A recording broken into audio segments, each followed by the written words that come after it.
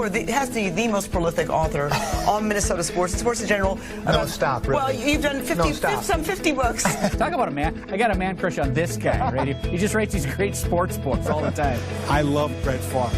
And then, of course, I hate Brett Favre. Raising Stanley. This one's outstanding. So I'm going to talk to you today about what it takes to become a champion, okay? I'm a sports author. I love what I do. I write about 3 new books a year, and I've interviewed thousands of professional athletes, and I've seen a lot of common denominators, traits, things that are unique among champions. The champion's code is about you finding out what your code is, what your unspoken, unwritten rules are, and then applying them to the team so that everybody wins. So I want you, and I'm challenging you to think about your code, okay? About your unspoken, unwritten rules, about what makes you unique, about what makes you a champion. I want you to think about morals and values and ethics and accountability.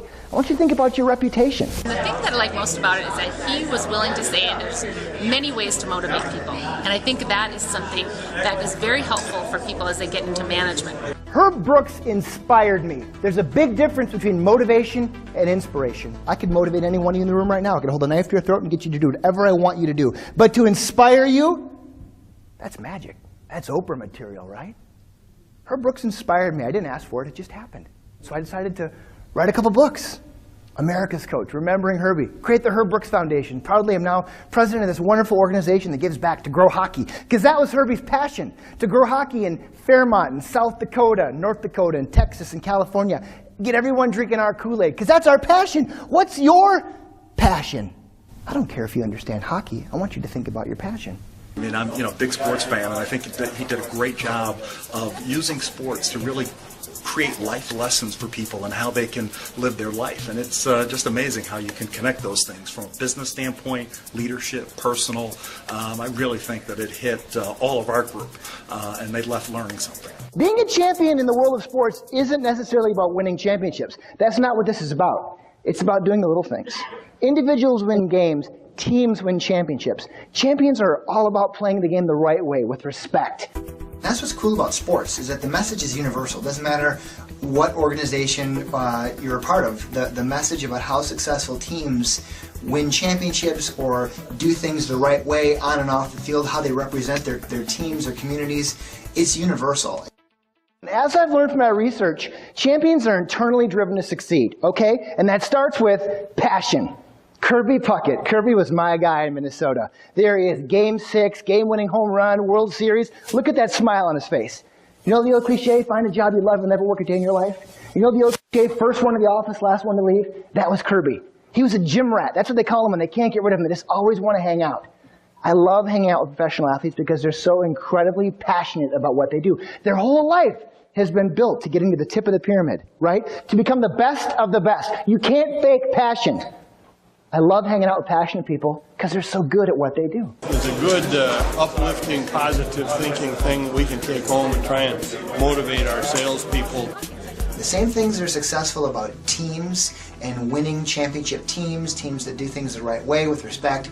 It's the same in business, and I think that's what's really rewarding, is to be able to have companies at the end go, okay, we get it, we're going to use this so that we can be more like a champion, whatever that is in their world. Champions are givers, not takers. That's Wayne Gretzky. Full disclosure, I had a man crush on Wayne Gretzky as a child.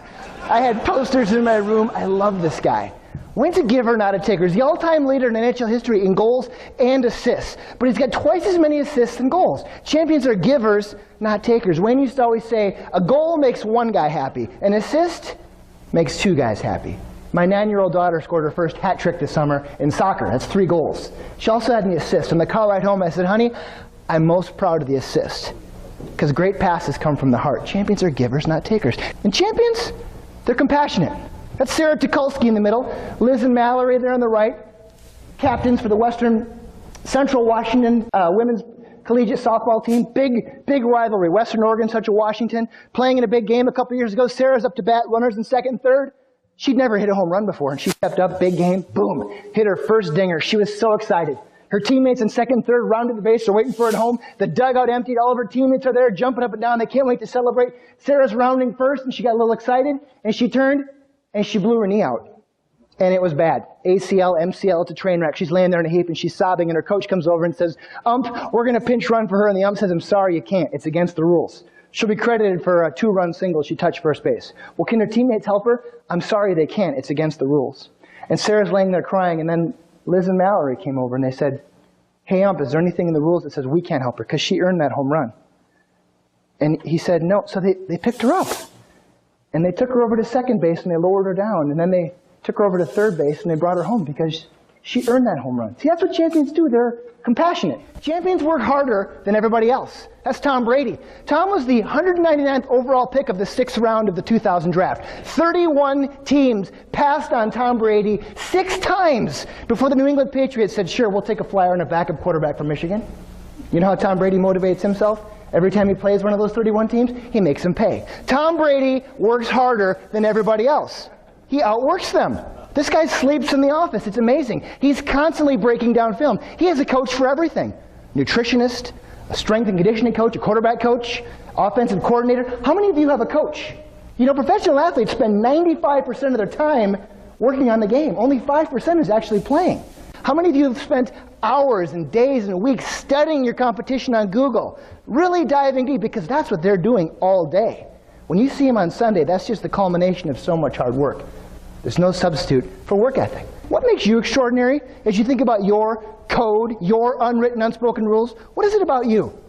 For me, hey, new ideas. I just finished the World Series book. I got to interview a couple hundred World Series champions. Oh, fun. I get to mine new content for my speeches, write new books. Fun. I love that process. Creates a franchise, like my code books, a commodity. This is why I have a new topic. I can go out and make a new speech. Cool. That's really interesting. Leads to new opportunities.